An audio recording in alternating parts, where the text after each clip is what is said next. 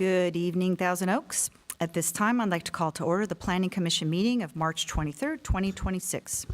For viewers watching at home, some members of the public may be participating via video conference or teleconference.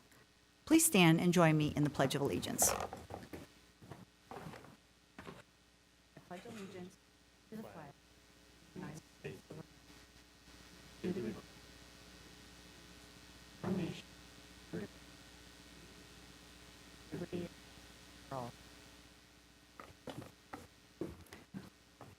Will the Secretary please call the roll? Commissioner Ferris? Here. Commissioner Lanson? Here. Commissioner McMahon? Here. Vice Chair Buss? Here. Chair Tyler Kettlehut? Here. Tonight we have with us Deputy Community Development Director, all alliterative, Fabiola Zelaya Meliker. Are there any written comments, announcements, or continuances at this time? Thank you, Chair. Nothing to report. All right, now is the time for public comment. At this time, any person may address the Commission regarding a city planning matter that is not on this evening's agenda. Should the Commission wish to discuss an issue raised by a member of the public, the issue will be referred to staff for scheduling on a future agenda. Do we have any public comments? No. Thank you. Then I will not read the rest of that. Next, we have the consent calendar with the minutes of the February 23, 2026 Planning Commission meeting. Do any of my fellow commissioners have any comments or a motion to approve the consent calendar? I move to approve the minutes. Do we have a second? Do we need a second? We don't need a second. All right. Will the Secretary please prepare us for a vote? Commissioner Buss? Yes. Commissioner Ferris? Yes. Commissioner Lanson? Yes. Commissioner McMahon? Yes. Chair Tyler Kettlehut? Yes. Motion carries 5-0. Now we move to the public hearing portion of the evening. And will the clerk please open the public hearing? Hearing having been advertised as required by law is hereby open to consider Agenda Item 7A, Special Use Permit, SUP 2024-70016, and Protected Tree Permit, PTP 2024-70075, to allow a religious assembly use within an existing 4,300 square foot building, a 3,872 square foot 1- and 2-story addition, interior and exterior improvements, new walls and security fencing, new hardscape, and replacement of existing landscaping. The request includes a 10% reduction from the Thousand Oaks Municipal Code parking requirements for religious assembly, including encroachment into the protected zone of 7 Coast Live Oak, Quercus agrifolia trees, and 6 California sycamore, Platanus racemosa trees, and find the project categorically exempt from the California Environmental Quality Act, CEQA guidelines pursuant to Section 15303C, new construction or conversion of small structures, and 15332, infill development projects located in the Industrial Park M1 zone at 530 Hampshire Road, Assessor's Parcel Number 698-0-011-115. The applicant is Rabbi Yitzhak Sapochinsky, Chabad of Westlake Village. Thank you. Presenting on behalf of staff is Senior Planner Carlos Contreras. But before we proceed, do any commissioners have any ex parte communications to disclose regarding this item? All right. Thank you. Good evening, Chair, Planning Commission, and members of the public. The project before you tonight is a request to establish a religious assembly use within an existing commercial building, including interior and exterior building improvements and encroachment into the protected zone of oak and sycamore trees at 530 Hampshire Road. Before staff proceeds to the project details and evaluation, we'd like to go over the recommendation for the project that is before the Planning Commission tonight. The project we have a recommendation for the project to be exempt from California Environmental Quality Act guidelines, Section 15303 and also 15332, and also recommending that the Planning Commission approve the project applications to allow a religious assembly use within an existing building and developed site, including a 10% parking reduction and encroachment into the protected zone of various oak and sycamore trees. As far as the requests and the two applications that are before the Planning Commission, one is a special use permit, 2024-70016, which is specifically for the request to allow the religious assembly use within the existing 4,300 square foot building. It includes a 3,872 square foot two-story addition, interior and exterior remodel, new walls and security fencing, new hardscaping and replacement of existing landscaping, including that 10% parking reduction. The protected tree permit, 2024-70075, allows for the encroachment into the protected zone of the 7 coast live oak trees and 6 California sycamore trees to accommodate the site improvements and the proposed additions that are associated with the project. As far as the Planning Commission review and approval that's required for the special use permit, the following are the reasons why. Municipal Code Section 9-4.2105 requires a special use permit for the religious assembly use within the M1 zone with Planning Commission review, consideration, and approval when it's located within 400 feet of residential uses. Because the proposed project is within 180 feet of residential uses, the Planning Commission review is required for the project.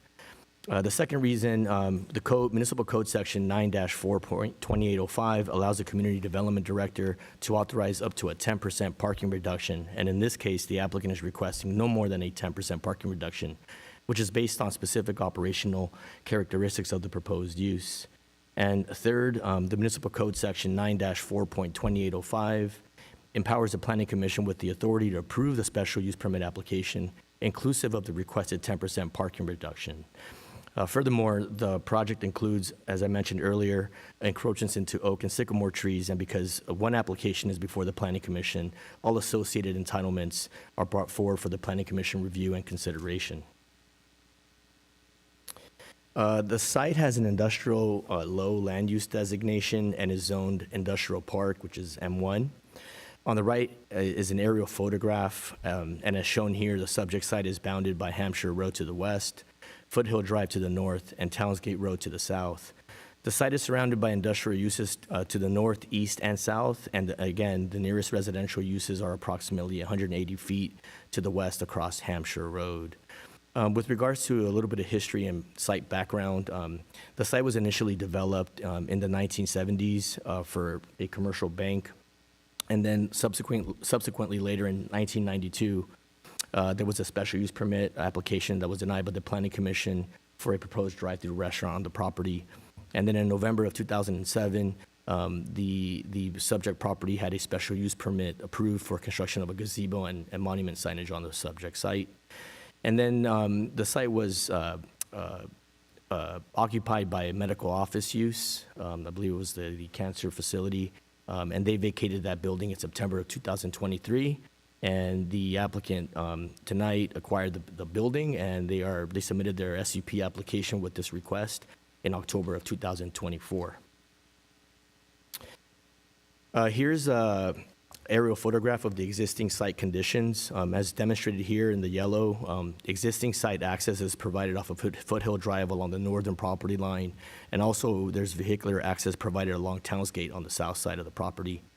In the purple, you can see the arrow pointing towards the existing perimeter walls along the parking lot area. And in the red, I identify the existing 28-space parking lot area on the northern portion of the building. And the existing 4,300 square foot building is identified in the black square there. Here are a few photographs of the existing site conditions. Looking to the southeast, you can see here from Foothill Drive and Hampshire Road towards the southeast, you can see the existing perimeter fencing, the existing sycamore trees, and the existing 4,300 square foot building beyond. On the bottom left, you have the view from the parking lot area looking towards the south, looking towards that existing one-story 4,300 square foot building. On the top right, you have the photograph from Townsgate Road at that access point towards that existing one-story building to the north there.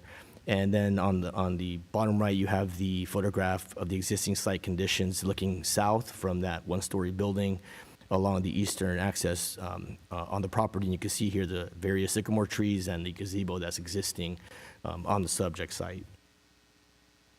As far as the proposed project design, here you can see the existing building identified in the blue, the existing parking lot area with the 28 parking spaces in the red, and you have existing site access along Foothill Drive.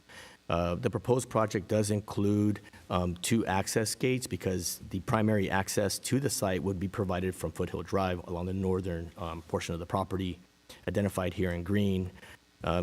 The one-story addition along the western and northern portion of the existing building is identified here in the pink. And the 2-story addition is going to be proposed on the eastern portion of the existing building there. And we have the existing vehicular access that will be vacated, identified in purple. That specific point of access will now be only pedestrian access to the site. And then in the teal here, we identify the proposed perimeter security fencing. That would be combination block wall and wrought iron tube steel fencing along the perimeter there. Staff would like to note that the M1 zone requires a 100-foot building setback from the street center line, and the proposed additions meet the minimum building setbacks along the north, south, and west property lines. Therefore, as designed, the project will meets the city code standards and policies, inclusive of the requested 10% parking reduction. As far as the proposed floor plan, here on the left-hand side, it's the first floor, and on the right-hand side is the second floor that were provided by the applicant team for the proposed project. The 875 square foot worship area is limited to the area here identified in the green.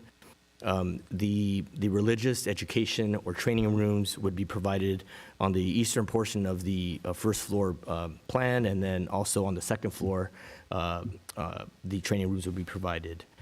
And then in the purple, we have the office area for the rabbi, and the kitchen area here is identified in the orange, and we have the proposed library use identified in the pink. As I mentioned earlier, the library, kitchen, and office area, and also the training rooms are ancillary uses associated with the primary religious assembly use. As far as the proposed operations for the Chabad, peak worship services are proposed on Friday evening and Saturday mornings to early afternoon. Office hours are limited to Fridays from 9 a.m. to 5 p.m. Religious training for adults occurs Mondays and Tuesday evenings. Teen religious training occurs Sunday mornings and Tuesdays and Wednesday evenings. Religious training for children occurs 1 day a week on Thursday evenings, and the proposed specific operational plan and characteristics for the project demonstrate that the primary religious assembly and secondary uses function during alternating operating hours, meaning that peak operations for both the religious assembly and the secondary uses will not occur at any same time during any given day of the week. Here's the elevation plans that have been provided for the proposed project. Here, the building elevations demonstrate that the existing building height is at 25 feet. The first story additions identified in green are proposed at 11 feet in height. The second story addition, identified in the purple, is located at the eastern portion of the building and proposed at a height of 28 feet. The proposed height of the second story addition will not exceed the maximum allowable height of 35 feet for the M1 zone. As designed, the proposed building additions and exterior modifications do maintain the Spanish-influenced architectural style of the existing building. The proposed building height, mass, and scale, including exterior finishes, are consistent with buildings in the area, and overall, the architectural design and site layout are consistent with the existing development pattern and will not adversely affect neighboring properties or the neighborhood character. As far as the parking requirements for the project, the subject property provides a total of 28 on-site parking spaces. The code requires a parking rate of one space for every 28 square feet of assembly area. And as shown in this table, the 875 square feet worship area requires 31 parking spaces. Since the site only provides 28 spaces, the project will result in a deficiency of 3 spaces, or rather 10%. Additionally, the code requires 1 space for 250 square feet for ancillary, or rather secondary uses such as the office, training, and library. Based on these requirements, the ancillary uses would need 10 spaces, leaving a surplus of 18 spaces available on site because there's a total of 28. Staff would like to note that the code allows shared and alternate parking arrangements when the connected ancillary uses operate during different hours. So as far as the 10% parking reduction, since the required parking for religious assembly exceeds the number of spaces available, the applicant is requesting, as I previously mentioned, that the Planning Commission grant up to a 10% parking reduction, which is included in the subject special use permit application before the commission tonight. The 10% parking reduction is based on specific operational characteristics of the proposed use and can be supported because the operational plan indicates that 75% of the congregation's 60 members do not drive to the site to attend peak worship on Saturdays. The operational plan also demonstrates that worship services and ancillary uses occur during different times during the week. As a result, peak parking demand for assembly uses and ancillary uses will not occur at the same time. Further, to ensure parking demand remains consistent with the approved operational plan, conditions of approval have been applied to the project that require the parking reduction be limited to 3 spaces or no more than 10%, that the worship area be limited to 875 square feet, and that any substantial modification to the worship area or operations will require Planning Commission review, consideration, and approval. Here's the photographs and the site plan demonstrating the proposed encroachments into the sycamore trees and oak trees. As I mentioned earlier, the proposed project improvements resulting from the proposed second-story addition and hardscaping and landscaping and security fencing will require encroachment into 6 sycamore trees and 7 oak trees. Here on the left, I demonstrate in this photograph, this aerial photograph, and the orange circles are the existing sycamore trees on site. And then on the eastern perimeter of the property, in the green circles, are the existing oak trees that will be impacted by the proposed project. I identified, for purposes of demonstrating the location of the second-story addition relative to the oak trees, the 2-story addition is shown here in the purple for reference. So on the right-hand side, I just have a photograph here of the existing sycamore tree on the western portion of the property. Basically, here I demonstrate in the red circle the existing sycamore tree and the existing hardscaping and the existing building on the site with the existing garden walls that are already encroaching into the existing sycamore tree. And on the bottom right, it's the existing oak trees along the eastern perimeter of the property and the proximity or location of the second-story addition identified there in the purple square and purple arrow. So staff would like to note that the city landscape consultant reviewed the applicant's tree report and concluded that with the implementation of the recommended work methods and monitoring requirements, the proposed encroachment would only affect the long-term health of the trees. Would not affect the long-term health of the trees. Conditions of approval require installation of protective fencing, on-site monitoring, and tree protection measures during construction. If any of the 13 protected trees happen to die within 5 years of the encroachment, replacement would be required at a ratio of 3-to-1 in accordance with our city's oak tree preservation and protection guidelines. With these implementation measures and conditions of approval, the project is consistent with the intent of the oak and landmark tree ordinance. As far as public correspondence, the applicant did post a large sign on the subject property, and a detailed project description with project details was provided to property owners within 500 feet of the subject property. To date, there has been no comments or inquiries from the public on the proposed project. In conclusion, staff has determined the project as designed is consistent with the city's general plan because the property land use designation of industrial O and M1 zoning allows the proposed religious assembly use subject to approval of a special use permit. Further, the requested parking reduction is consistent with the general plan policies that support efficient land use, adaptive reuse of existing buildings, and flexibility in parking standards where appropriate. The project also complies with the M1 zone development standards, including but not limited to setbacks, height, landscaping, and design. The project has been reviewed by the Community Development Department, Public Works Department, Police Department, and Ventura County Fire Department, and with the incorporation of the recommended conditions of approval, the project would not be detrimental to public health, safety, and general welfare.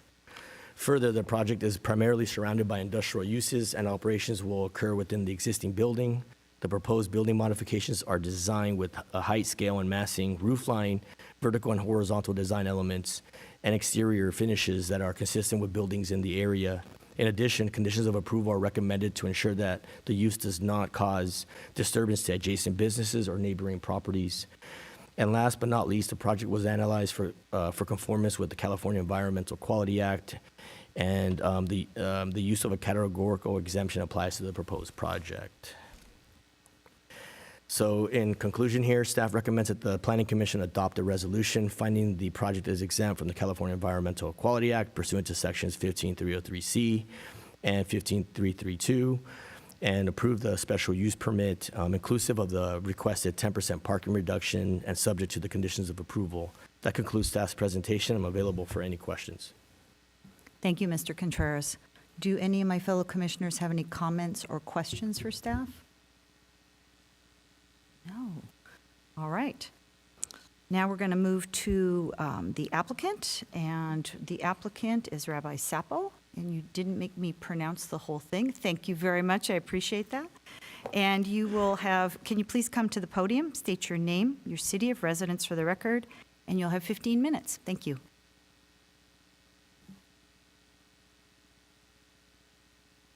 Working? Is this on? There we go. Okay. Good evening. It's Yitzchak Sapochkinsky, a.k.a. Rabbi Sapo. Carlos, I'm going to take you with me on fundraising missions. That was a fantastic presentation. I mean, it's just unbelievable. Thank you. Yeah. So good evening, and thank you for taking the time to consider our application. I want to begin by thanking Carlos and Nicole for their diligence in helping us get to this day. And it's actually partly due to their thoroughness that we were saved from losing $5,000 to a phishing scam just this morning. The email pretended to come from the city of Thousand Oaks and was billing us for services rendered by the planners. And I have to admit, I almost fell for it. But fortunately, I was puzzled as to why Carlos hadn't mentioned these fees to me in advance, as he has mentioned everything else. And thankfully, I checked with him before I sent the wire transfer. So thank you both for all your help and for saving us a lot of money today. I know this is not the right place, but I just want a quick shout out to the Thousand Oaks Police and Chief Jeremy Paris, who emailed us last week promising extra patrols over Passover. At a time when being Jewish means looking over your shoulder, it was heartwarming to see the Chief's concern and sensitivity for the Jewish community. It's all part of the bigger picture of this beautiful city of Thousand Oaks that we are very privileged to live in. And I am a resident of Thousand Oaks, and I have been living here since 1985. Chabad of Westlake Village, which is located in the city of Thousand Oaks, was founded in 1979. I came on board in 85. At the time, we were the only Chabad between Tarzana and Santa Barbara. Today, there are at least 15 Chabads serving the Jewish communities in the same area. And I mention this because Chabad prefers to have many small centers in every community over having one large campus. This serves two purposes. It allows us to forge meaningful relationships with the individuals and families in our respective communities, and it also enables us to get a good sense of what services are needed in each community. Additionally, although Chabad welcomes everyone regardless of their level of observance, many of our attendees walk the services on the Sabbath, as you heard Carlos explain. In fact, when I recently compiled a list of our weekly congregants, I myself was surprised to see that 75% walk the services every Saturday in Westlake. I thought the number was a little lower. Time moves on, and our congregation has matured. Children have gotten married, moved elsewhere. And I began to recognize that if we are to attract more young families, we would need to provide a synagogue with a kids' playroom, as well as rooms for our evening adult education and religious training. Which is why finding this particular site was so incredible. It's central to where the majority of our congregation lives, and it's a freestanding building, excuse me, which means our neighbors don't have to listen to us singing the prayers off key. And we are pretty good at doing that. Our proposed construction would allow us to better serve the needs of all segments of our community, and especially the tremendous work done by Rabbi Mendy and Mushka Friedman, our directors of our youth and teen programs.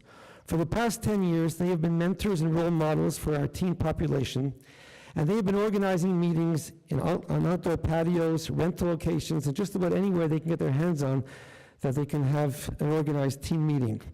It is time for them to finally have their own place, and this location will afford them that. They can finally have a real teen lounge and a teen home. Thousand Oaks has been a wonderful community to live in and to raise children, and Chabad has added a beautiful vibe to this entire area.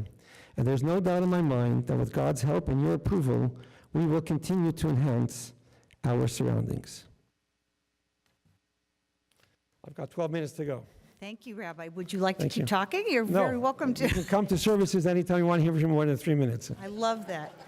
Before you go, do we have any questions of the applicant? No questions of the applicant. Thank you, Rabbi. That was lovely. That was lovely. And thank you, Jeremy, wherever you are, if you're watching. We appreciate you.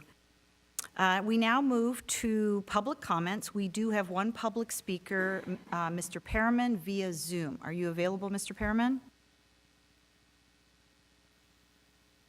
I am. Can you hear me okay? Yes. Fantastic. Good evening, Chair and Commissioners. My name is Mark Perryman, and I'm here tonight in strong support of Chabad of Westlake Village. I want to start with something simple. This is about more than a building. This is about building community. And honestly, what Chabad is doing here deserves a big mazel tov for Jewish families. Because at a time when people feel more disconnected than ever, Chabad creates something incredibly powerful. A place where people come together, where children learn, where families grow stronger, where values are passed from one generation to the next. That kind of impact, that's not just nice, it's essential.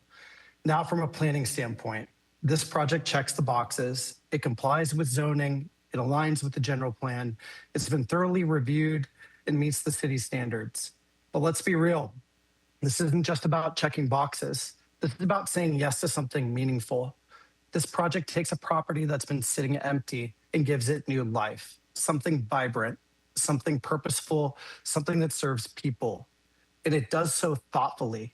Programming is primarily indoors, operations are staggered, parking has been carefully evaluated based on real world use. In other words, it's well planned, well managed, and well thought out.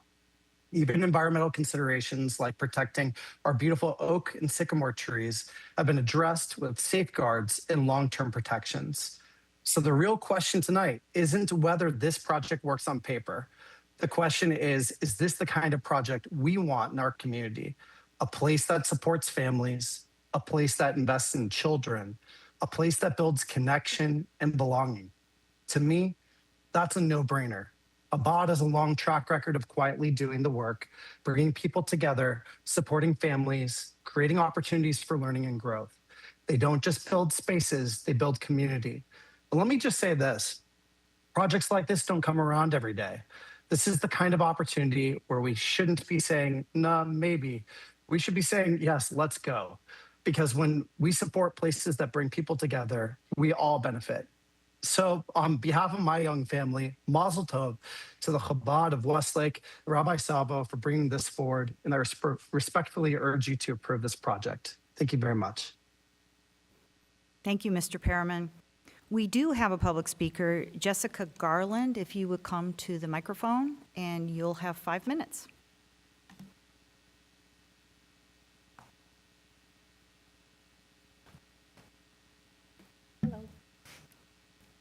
I'm Jessica Garland. I'm just coming to represent some of the members of our congregation and to support Rabbi Sapo and our Rebbetzin Bracha Sapo.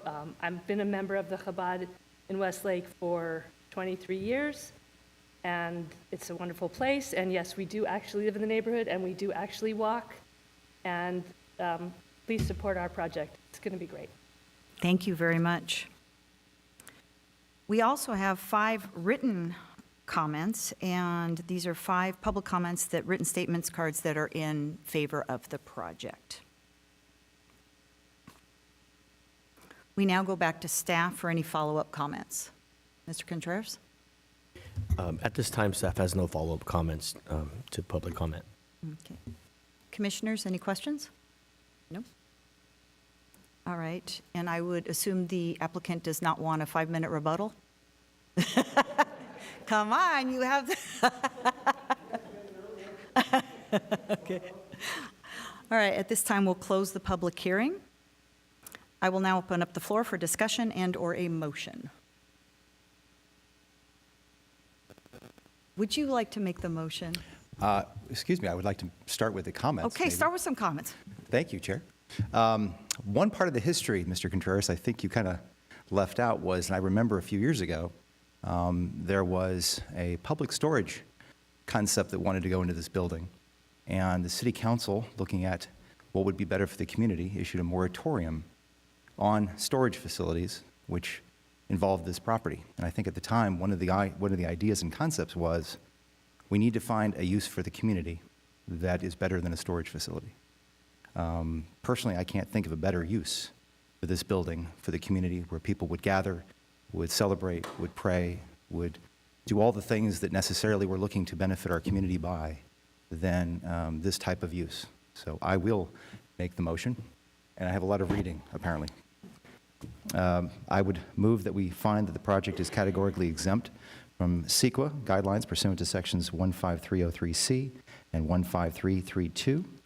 Approve SUP 2024-70016 to allow the establishment of a religious assembly use, construction of a building addition, interior and exterior improvements, landscaping and hardscaping improvements, and fencing, including the requested 10% parking reduction based on the findings and subject to the conditions attached to the resolution, and approving PTP 2024-70075 to allow encroachment into the protected zone of 7 protected oak and 6 protected sycamore trees based on the findings and subject to the conditions of approval contained in the attached resolution. And I say amen to everything you've just said. Will the secretary please prepare us for a vote? Commissioner Buss, Yes. Commissioner Ferris, Yes. Commissioner Lanson, Yes. Commissioner McMahon, Yes. Chair Tyler Kettlehut. Yes. Motion carries 5-0.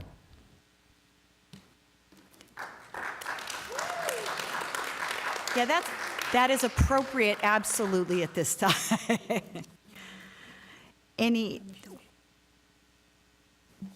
Yes? I didn't get a chance I'm- before we voted, but I I'm just wanted to say it's a beautiful rendering, and I think it'll be a beautiful project for our city. Sorry about that, Sharon. I appreciate it. There is an appeal period. Any aggrieved party who wishes to appeal the Planning Commission's decision may do so by filing an appeal with the Community Development Department within 10 days.